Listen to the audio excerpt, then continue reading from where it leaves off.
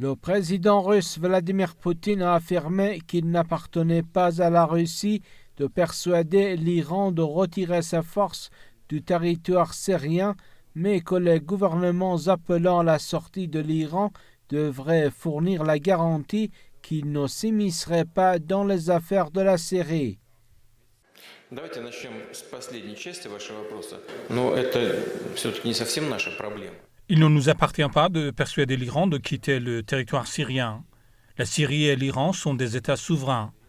Ils devraient construire leurs relations eux-mêmes. Ceux qui veulent que les troupes iraniennes quittent le territoire syrien doivent fournir la garantie qu'ils ne s'immisceront pas dans les affaires intérieures de la République arabe syrienne.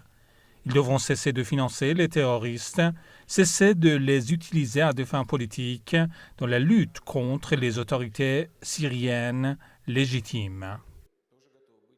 Le président Poutine a indiqué par ailleurs que les terroristes de Daesh avaient élargi leur présence dans une région de Syrie contrôlée par les forces soutenues par les États-Unis. L'est de l'Euphrate est surveillé par les Américains qui s'appuient sur les formations militaires kurdes, mais ils n'ont pas mené à bien leur travail car des membres de Daesh y restent présents dans plusieurs localités.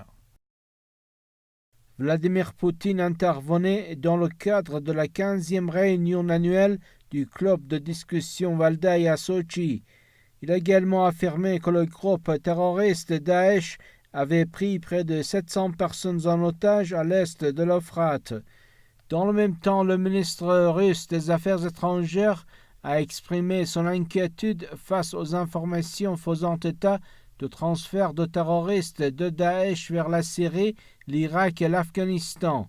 Sergei Lavrov a déclaré que Washington menait des activités suspectes sur la rive est de l'Euphrate.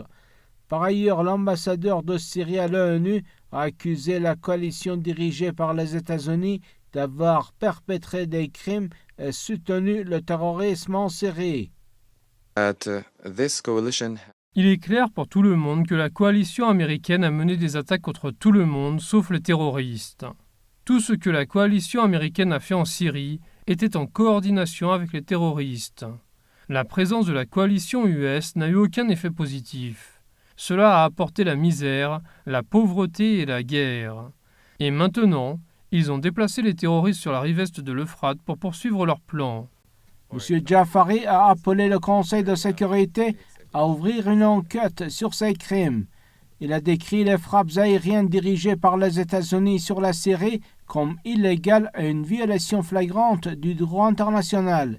L'envoyé syrien auprès de l'ONU a déclaré que les États-Unis avaient utilisé des bombes au phosphore interdites sur le plan international lors de ces raids dans la province de Deir ez-Zor les 13 et 14 octobre dernier, tuant des femmes et des enfants.